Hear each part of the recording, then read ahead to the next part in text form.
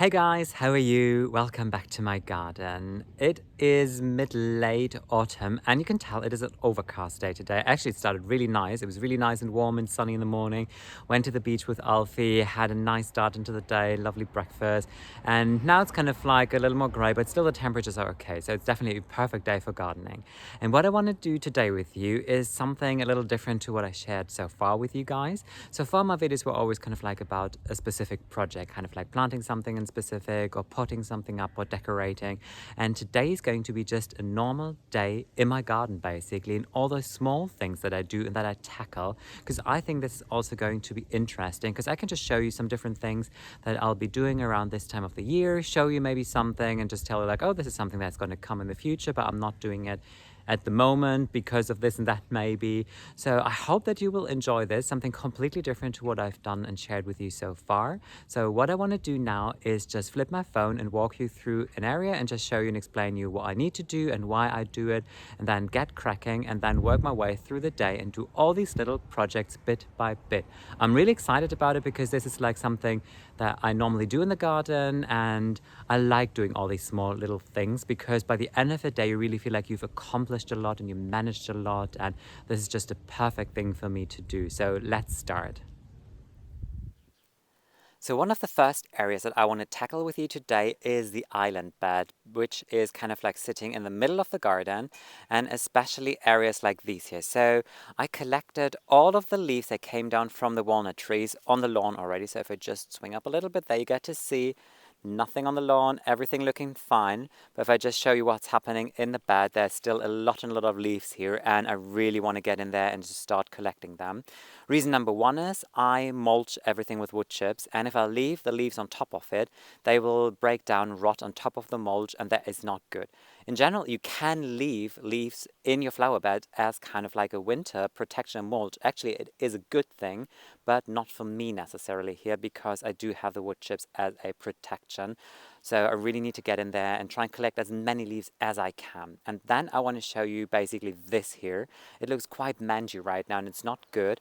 And this is important that I really collect the leaves and get in here because you can see some strappy leaves here. So these are my bearded iris, or what's left of them for this year basically. And there are a lot of leaves on top of them, and you really need to get rid of all of those leaves because the bearded iris, they have, okay, let me show you one here. A rhizome. So this is a rhizome on a bearded iris, and this is basically where the plant takes and stores all of its energy. So the roots go from here into the soil, and then you get to see all these like fresh, new kind of like axes coming here.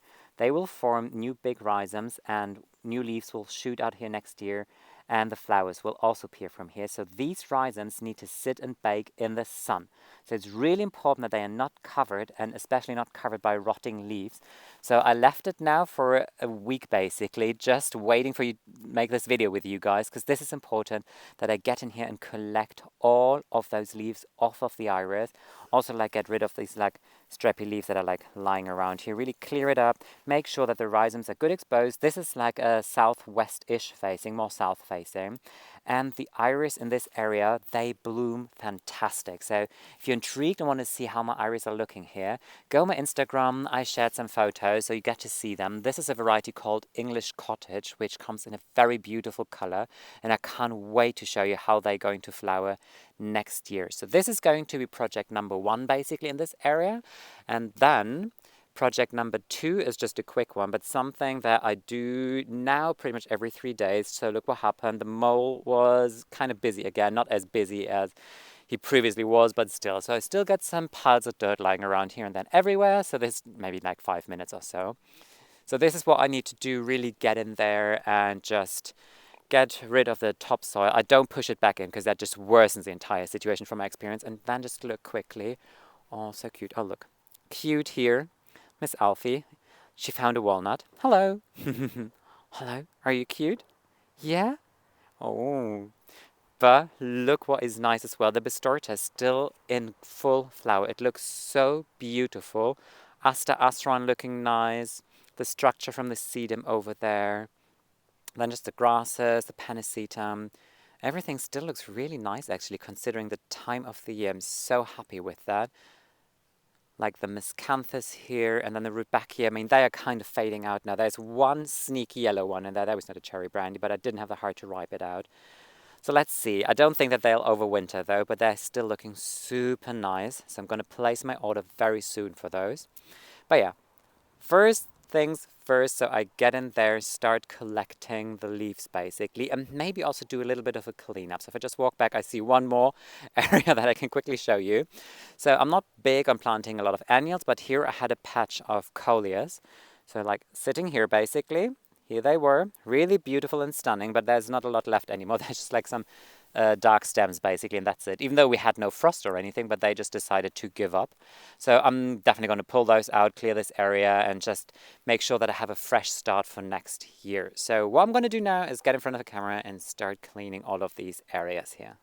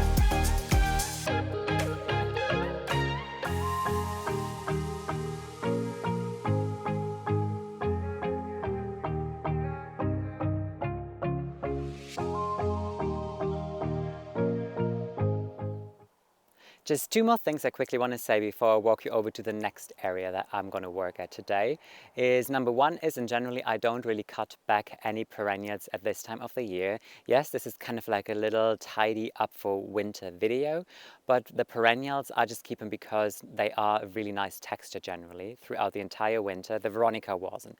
That was really kind of like stringy, not looking nice, and I anyways want to transplant it, so I'm happy to just cut it back and just tidy up the area a little bit. Annuals I am going to take out. There's still some amaranth and some others, like some sweet potato vine back at the slope, and I will take them out at one point because they just start to look mangy and not really nice. They not really have like a nice texture or anything other than like asters, grasses, sedums. They all provide you with a beautiful winter texture, and I don't want to cut back everything now because number one, they are a good protection basically for the plant underneath that is sitting there, and they look nice. It's so much nicer to look at that rather than at look a complete barren stripped back flower bed basically. So I think this is definitely better. The second reason on why I did this tidy up video with you today is, well, it was a nice day to do it. It's not windy, so it's perfect to picking up leaves to start with, and I have around 2.5 bulbs that still need to grow and still need to go into the ground, so they're still sitting inside the house waiting for me.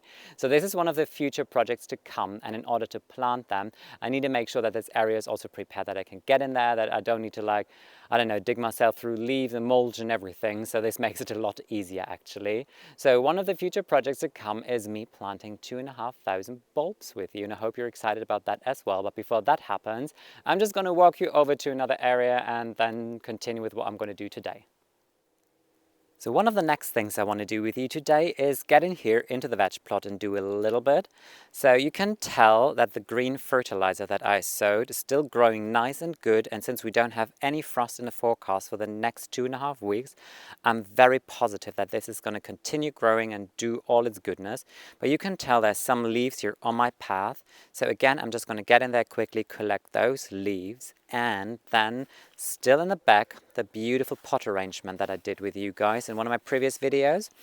But some of those plants will go into the soil now. So what I want to do is basically the Caryopteris. I always want to say Caryopteryx, I'm not sure why. I think it definitely is better and happier if I put it into the ground to make sure that it overwinters, hopefully. Because anyways, it stopped flowering, and you can tell the leaves are kind of looking a little sad. So this is going to go into the ground on a slope, and so is the grass behind here, the variety called Ghana. Oh, look, there's still some raspberries on there. Ooh, oh, that is lovely. Look, tiny raspberry. Oh, it's really tasty. In November, having tasty raspberries, that is rare. So I'm going to get in there in a second. So I'm also going to take the grass. This is a miscanthus, a variety called Ghana. So that is going to grow on the slope as well. The other things, I'm just going to leave them here because they're still kind of like looking cute and nice, and I'm happy with that. So yeah, let's take these pots and then go to the slope.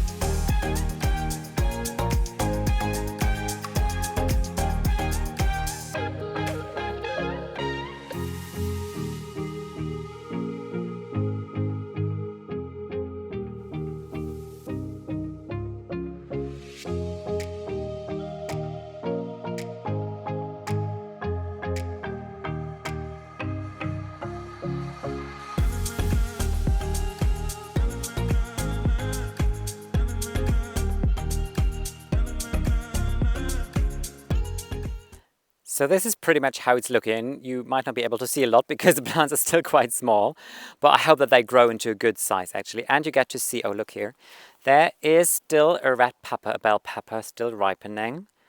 Gonna wait for another while, but I already saw it has a little bruise on top here, so I'm not sure. Maybe I just harvest it tonight and see if it's edible. Let's see. Most of them, they kind of start losing their leaves. They're kind of starting to look a little mangy. I think it's the end. For my bell peppers, those fruit that are on, they're not going to ripen anymore, I guess, but my kale, my red kale, looking really nice, at least for me, I think it is. And I can't wait for the first frost to kick in, only for the kale, because what happens is that all the sugar is going to condense in those leaves, and after first frost they will taste so much better. So I'm not going to harvest any of those up until the first frost came here, basically. But it's not about vegetable or anything, it's about like all the other things that I do today in the garden. So I put 2 of the Caryopteris here, so 1 on each side, because I kind of want to keep this narrow pathway that leads me through this terrace, I guess. I need to see how it works next year. And then the miscanthus, a variety Ghana, I put over here, and I'm so happy how it's still looking. It really has a lot of its color still, and they're really glowing here against the sun. So I think this is just going to be the perfect area location for it. It's going to get all the sunshine that it needs. And then down there you can already see something. I'm not collecting my garbage here. This is something completely different. So those are actually the old bags from the mulch that I used, and some soil on top of it. But I did a couple of years years ago, when I didn't have my compost tea that was only for leaves, I was collecting all of my leaves in these bags and then just letting compost down and break them down. I kind of forgot about them because they were sitting just over there at the end of the compost heap, and they were sitting on top of stingy nettles. So I'm a little scared that when I open them, they'll be full of old stingy nettles and roots and everything. But even I don't know what's going to expect me now. So this is the next thing I'm going to do now, just see what's in there. In the best case, I'm going to have perfect compost to work with. That'd be so exciting. Okay, this is quite intriguing because even I haven't looked at them. So the first time I'm going to look at those is with you now. So let's see. I got my scissors. So all I've got to do now is just like cut it open and see what I find inside of them actually. And then fingers crossed I find something nice. Oh, the first side is good already. Oh, that looks quite well. Okay, it definitely broke down. And the texture feels nice. Yes, it feels nice. Crumbly, very lofty. I mean, it's a little soggy in there, but it was raining for, I think, 2 days ago. And they just sat a little bit in a puddle. Oh no, this is definitely perfect compost. I can just show you what I have in here. So if you look at it, I hope you can see it now. This is how good compost should look like. It's really nice, dark, crumbly, perfect texture. Oh, this is good. This is going to be so good for the new veg area that I plan on doing. Maybe some raised beds, or even like I grow potatoes in pots like these, which is really good. I'm going to show you next year how that works because it's dang easy. Maybe I can use some of that even for the potato growing. Oh, perfect. The first bag is definitely a good start already. No stingy nettle in there. That is the best news of it all. And then second one. Let's just do 2 together and then the rest I just do on my own. But just that you get an idea. Let's see, hopefully this one is equally good. That would make me really happy.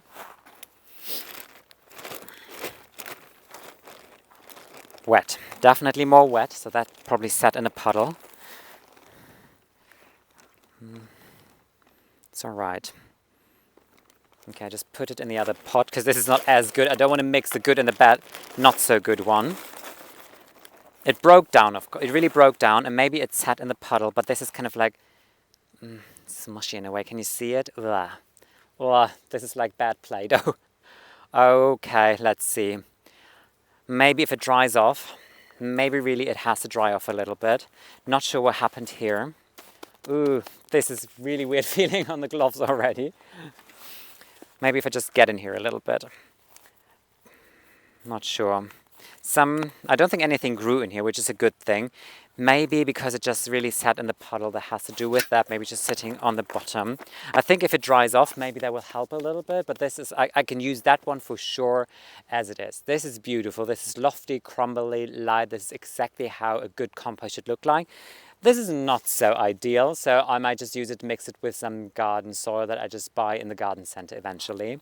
But I mean, it's still like all the nutritions and all the goodness is still in there, but I just can't use it as it is for sure. So I think I'm just going to grab more of these buckets basically and just really make sure that I kind of like put all the good things together and the ones that are not so good together. And I use those because, well, that's difficult to show you. There are holes at the bottom, of course, because these are like the planters for, I think you was in here. Yeah, you was in here. Because then I can still put him somewhere, and maybe even Worms or something has the opportunity to get in there and just do that job and do all the goodness basically. But I'm excited about that, and maybe this is encouraging for you to also start your own kind of like leaf compost now, because I did my leaf compost video about it, and now this is almost like a little extension of that, where I'm just showing you, well, this is how it looks if you forget your bags for a couple of years basically somewhere in the garden, and then you end up with really lofty, nice, lovely compost, and hopefully more to come in here. You guys, that is it for today's video, and as you might recognize by the weather condition that I'm in right now, it is a new day actually. So what happened yesterday is the sun really came out. It was so beautiful. The entire slope and back of the garden was filled in warm, glorious November golden autumn sun, and I thought, like, you know what, let's just call it a day. Even though I still had like 1 or 2 things that I still could have done in the upper garden, I made myself a nice hot cup of coffee, had a biscuit, sat here on the slope, made a nice outro with you, just telling you, like, you know what, there are things that you can do in the garden and maybe should do in the garden, but when the weather is so nice and you just want to enjoy it and just enjoy the sight over the landscape of the garden, wherever you are, just take the moment and make the most out of it. And that's exactly what I did. So I think there will probably be another like day in the garden video with me doing those things that I haven't tackled yesterday, but it is what it is. I'm happy with it. I'm happy with the things that I did in the garden yesterday. Just maybe a quick word about the compost situation. So I looked in all of the bags and all of them were looking pretty good, but two. So I think those were the two that were pretty much sitting in the puddle, like really at the end of a slope. And they collected all of the water, so they were really soggy. I put them like in a separate container and see how it goes. But the rest of it is looking really great, and it was a lovely surprise because I completely forgot about those. So definitely a nice thing to find in your garden. I hope you have fun in today's video and with me in the garden today, because this was pretty much like a normal day in a garden. It's not always about like planting and staging and sowing and harvesting and all those kind of things. Gardening is also like a little bit of maintenance. And I think as long as you keep a good balance in it, you always have fun with each project that you're doing. And I really had fun with this little maintenance and tidy up video because I'm alone in the garden. It's very serene. At this time of the year, there are a lot of geese collecting actually, and they're all flying over our property here. So you get to enjoy the sounds of nature and just the sun filling the November garden. So it was just a glorious day. And all I can say is I hope that you get to enjoy some equally nice days in your own garden or balcony or wherever you are. And I would love to welcome you in my own garden very soon again. Until then, take care. Bye.